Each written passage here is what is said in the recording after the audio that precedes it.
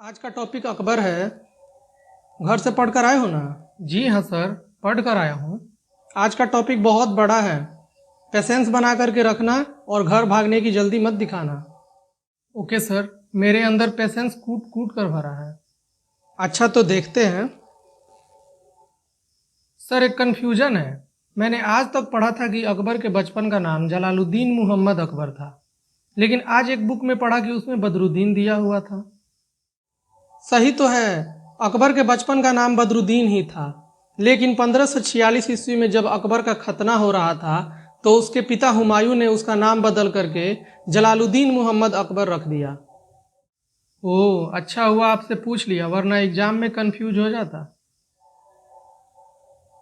अच्छा बताओ, अकबर का जन्म कब और कहाँ हुआ था? अकबर का जन्म 15 अक्टूबर 1542 ईस्वी को राणा बीर साल के महल में हुआ था। अकबर की माँ का नाम क्या था? उसकी माँ का नाम हमीदा बानो बेगम था। किस विजय के बाद हुमायूं ने अकबर को अपना युवराज घोषित किया? 1555 ईस्वी में सूर शासक सिकंदर सूर से सरहिंद के विजय के उपलक्ष्य में हुमायूं ने अपने पुत्र अकबर को युवराज घोषित किया था। अकबर का राज्याभिषेक कब और कहाँ हुआ था? हुमायूं की मृत्यु के पश्चात बैरम खान ने गुरुदासपुर के समीप कालानौर नामक स्थान पर 14 फरवरी 1556 ईस्वी को अकबर का राज्याभिषेक कराया। किस उपाधि के साथ अकबर राज सिंहासन पर बैठा? मात्र 13 वर्ष 4 महीने की अवस्था में जलालुद्दीन मुहम्मद अकबर बादशाह गाजी की उपाधि के साथ राज सिंहासन पर बैठा। 1556 से लेकर 1560 ईस्वी तक अकबर का संरक्षक कौन था? कराईकुल तुर्क बैरम खान बचपन में अकबर का संरक्षक था। अकबर के शिक्षक का नाम क्या था? सर वैसे तो अकबर का शिक्षक अब्दुल लतीफ को कहा जाता है, लेकिन ऐसा क्यों कहा जाता है कि अकबर एक अनपढ़ शासक था? क्योंकि वे उसके धार्मिक गुरु थे, उसको बैठा करके इकोनॉमिक्स नहीं पढ़ाते थे। चलो अगले क्वेश्चन का आंसर दो। अकबर ने अपने योग्य, साहसी सैनिक व दक्ष सेनापति बैरम खान को कौन सा पद दिया था? अकबर ने बैरम खान को अमीर और खाने खाना की उपाधि प्रदान की थी। सम्राट बनने पर अकबर ने बैरम खान को किस पद पर नियुक्त किया और कौन सी उपाधि दी? सम्राट बनने पर अकबर ने बैरम खान को अपना वकील यानी कि वजीर नियुक्त किया और खाने खाना की उपाधि दी। बैरम खान की हत्या किसने की? मक्का की तीर्थ यात्रा के दौरान पाटन नामक स्थान पर मुबारक खान नामक एक व्यक्ति ने एक साजिश के तहत बैरम खान की हत्या कर दी। अकबर और हेमू के बीच 5 नवंबर 1556 ईस्वी को कौन सी लड़ाई हुई थी? 1556 ईस्वी में पानीपत की दूसरी लड़ाई हुई थी। इस युद्ध में छल से हेमू के आंख में एक तीर मार दिया गया, जिससे उसके सेना में भगदड़ मच गई और बाद में हेमू को पकड़ लिया गया और उसे मौत के घाट उतार दिया गया। अकबर ने दास प्रथा का अंत कब किया था? अकबर द्वारा दास प्रथा का अंत 1562 ईस्वी में किया गया था। गैर मुस्लिमों के तीर्थ यात्रा कर को अकबर ने कब समाप्त कर दिया? तीर्थ यात्रा कर की समाप्ति 1563 ईस्वी में हुई थी। अपने साम्राज्य में धार्मिक सद्भाव कायम रखने के लिए अकबर ने गैर मुस्लिमों से लिए जाने वाले जजिया कर को कब समाप्त कर दिया? जजिया कर को 1564 ईस्वी में समाप्त कर दिया गया। चलो अब इसे क्रम से याद करो। दास प्रथा का अंत 1562, तीर्थ यात्रा कर का अंत 1563, जजिया कर का अंत 1564। सर मैंने सुना है कि अकबर के दरबार में नौरत्न रहते थे, उन्हें नौरत्न क्यों कहा जाता था? देखो, ये कोई ठंडा ठंडा कूल कूल वाला नवरत्न नहीं था, बल्कि ये 9 विद्वानों का समूह था, जिससे अकबर की और लोकप्रियता में इजाफा हुआ। ये 9 लोग कौन कौन थे? इसमें पहले थे टोडरमल। टोडरमल पहले शेर शाह के शासन में काम कर चुके थे। इसी कारण उनकी सफलता को देखकर अकबर ने टोडरमल को पहले अपना दीवान बनाया। टोडरमल ने ही 1580 ईस्वी में दहसाला बंदोबस्त प्रणाली शुरू की तथा 1582 में वे अकबर के प्रधानमंत्री बने। अकबर ने टोडरमल को राजा की उपाधि दी थी। टोडरमल ने एक सैनिक और सेनानायक के रूप में भी अकबर को अपनी सेवाएं दी थी। गजब का टैलेंट था सर, सैनिक, सेना नायक, दीवान, फिर प्रधानमंत्री। तभी तो 3 इडियट मूवी में अक्बर कहता है कि सक्सेस के पीछे मत भागो, काबिलियत के पीछे भागो, सक्सेस झक मार के आएगी। हाँ बिल्कुल सही। दूसरे बीरबल थे जो बहुत ही चतुर और हाजिर जवाबी थे।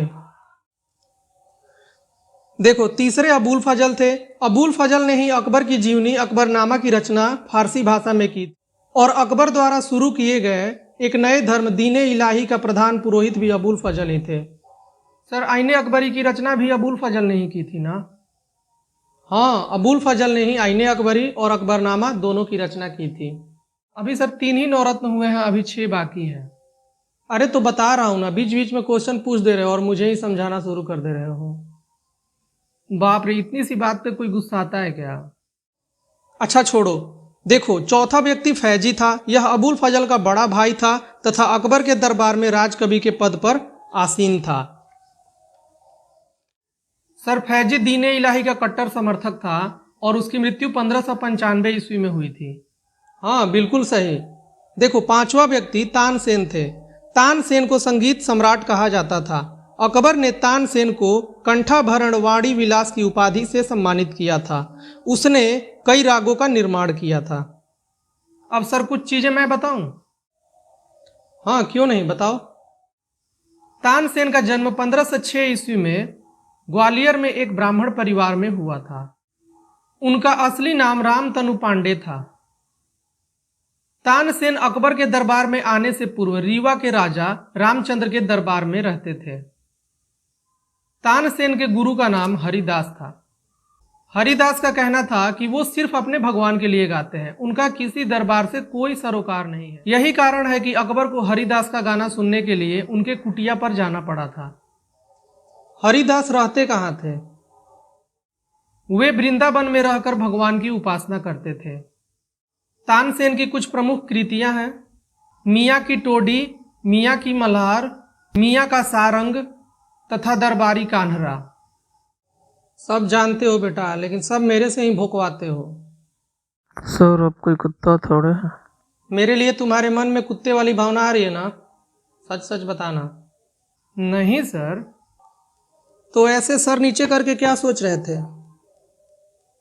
सर, आप भी ना खूब कॉमेडी करते हैं। अच्छा, अभी मूड ठीक है, नहीं तो बताता तुम्हें। अकबर के नवरत्नों में 6वें नंबर पे मान सिंह था। यह अकबर का सेनापति था और पानीपत की दूसरी लड़ाई जो अकबर और हेमू के बीच में हुई थी, उसमें मुगल सेना का सेनापति था। 7वें नवरत्न भगवान दास थे। भगवान दास आमेर के राजा भारमल के पुत्र थे। अकबर ने भगवान दास को अमीर उल उमरा की उपाधि से सम्मानित किया था। 8वें नंबर पे अब्दुल रहीम खाने खाना थे। अब्दुल रहीम खाने खाना बैरम खान के पुत्र थे। वे उच्च कोटि के हिंदी और फारसी के विद्वान और कवि थे। अब्दुल रहीम खाने खाना ने ही तुर्की भाषा में रचित बाबर की आत्मकथा तुजू के बाबरी का फारसी अनुवाद बाबरनामा किया था। नवरत्नों में 9वां था मुल्ला दो प्याजा। सर, इसका नाम मुल्ला दो प्याजा क्यों था? क्योंकि यह बहुत प्याज खाता था। अकबर के रसोइया हकीम हुकाम को भी महत्वपूर्ण स्थान प्राप्त था। बड़ा ही लजीज खाना बनाता होगा तभी ना सर। अब पता नहीं, मैंने तो बस यही पढ़ा है कि महत्वपूर्ण स्थान प्राप्त था, पर पता नहीं वह महत्वपूर्ण स्थान क्या था। सर, बीरबल को अकबर ने कौन कौन सी जागीर प्रदान की थी? अकबर ने बीरबल को नागरकोट, कांगड़ा और कालिंजर की जागीरदारी दे करके बीरबल को राजा की उपाधि से नवाजा था। बीरबल प्रथम और अंतिम हिंदू राजा था जिसने दीन इलाही धर्म को स्वीकार किया था। और अकबर ने बीरबल को 1583 ईस्वी में न्याय विभाग का सर्वोच्च अधिकारी बनाया। बीरबल की हत्या 1586 ईस्वी में यूसुफजाइयों के विद्रोह को दबाने के क्रम में कर दी गई। हल्दी घाटी के युद्ध के बारे में कुछ बताइए ना।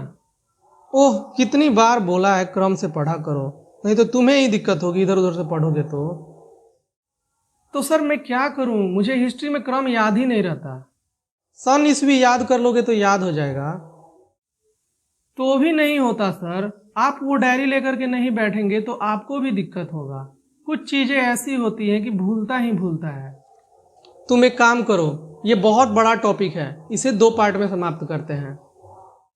सर देख लिए ना मेरा पेशेंस, मैंने पहले ही कहा था मेरे में पेशेंस कूट कूट करके भरा है। चलो अच्छी बात है, यही तुम्हें सफलता दिलाएगा। आगे कल पढ़ेंगे। ओके, कल भी अकबर ही पढ़ेंगे।